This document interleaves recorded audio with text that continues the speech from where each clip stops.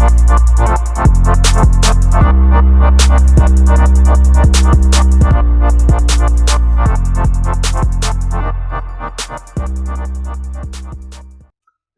is an iPhone.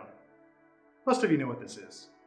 A lot of people design every little microchip, charging port, Bluetooth receiver, not to mention the operating system and the apps it runs on. Apple even makes sure that the package it comes in looks nice, is functional, and represents their company well.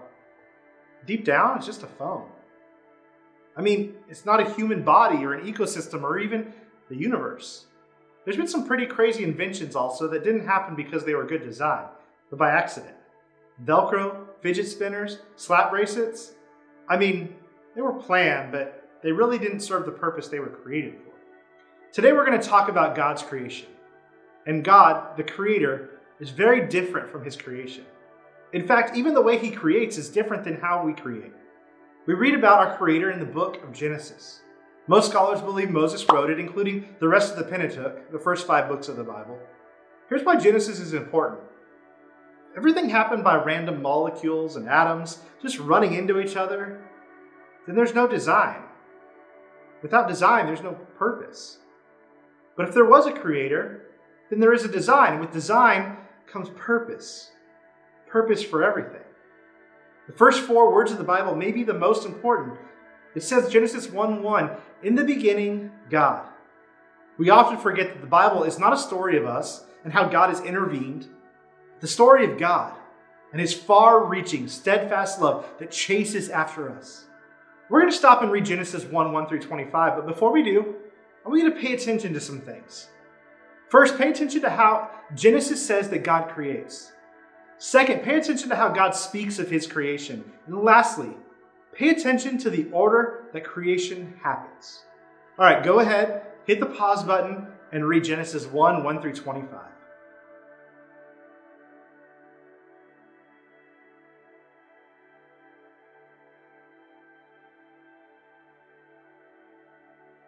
Now, I know you've probably read this a bunch of times. Blah, blah, blah, God created, things happen, He said good job, next day. But first I want to teach you something that's kind of a theological term. It's ex nihilo, and it literally means out of nothing. Go ahead and write that down. When you and I create, we use wood from trees that grew, or paper also from trees that grew, or pencils from trees that grew. That was weird. What I'm trying to say is that trees are important. No, just kidding. What I'm saying is that God created out of nothing. He didn't take some atoms and spin them around and then make something out of them. He created the atoms out of nothing. He's not the potter who shapes the clay. He makes the clay, the potter, the wheel, the kiln, even the water. This is our first key truth.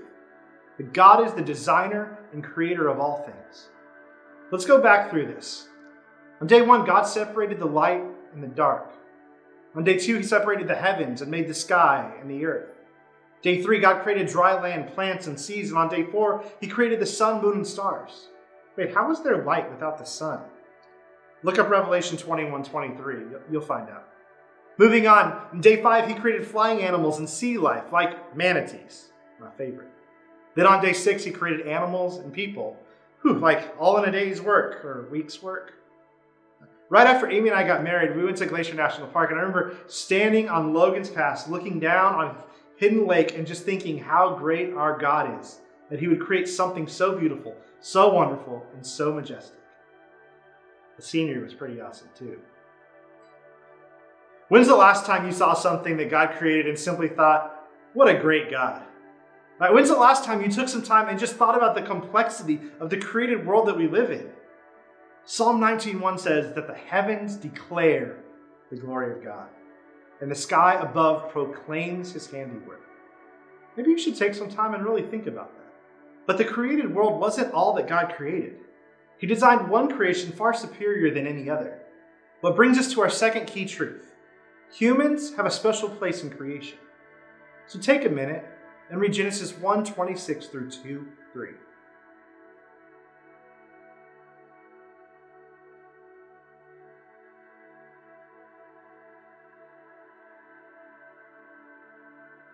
So the whole creation story comes to a peak here when God creates humans.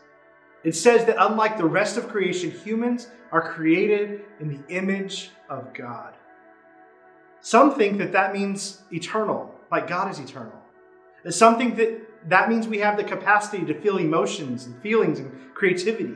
Some believe that it's an image bearer, that still others have a capacity to have a relationship with God. Honestly, it's probably just a bit of all of these, and that's good news. Because the image of God allows us the unique ability to participate and have purpose in God's creation, far different than the purpose of his other created things. Humanity's purpose is to fill the earth and to rule or have dominion over it. That means that we reproduce more humans, and we also rule as God would rule. Now, this doesn't mean that we're little gods, but that we're his creation, and that we're given purpose by his design. Here's why this is important. Because we're created in God's image, we are highly valued, loved, and provided for. We are to worship our great Creator, represent him on the earth, and value all human beings. So this week, maybe take some time to think about what it means to be the image bearer of God, to live in our world in a way that God intended, and to rule the way God would rule.